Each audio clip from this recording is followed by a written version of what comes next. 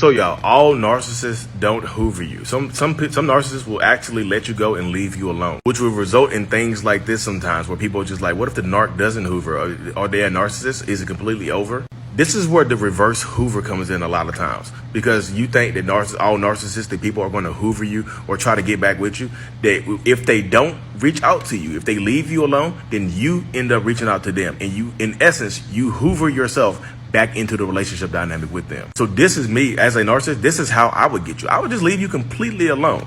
That's how I would do it. I would completely leave you alone and make you wonder, like maybe he's moved on, maybe he's found somebody else, maybe he wasn't a narcissist, because narcissists, they hoover you, and he just left me alone. And then when you reach out to that narcissistic person, in their minds, you are saying that you are okay with everything they have done to you, because they stopped contacting you, they stopped reaching out to you. You hoovered yourself back into it. So if you want to be done, let it be done.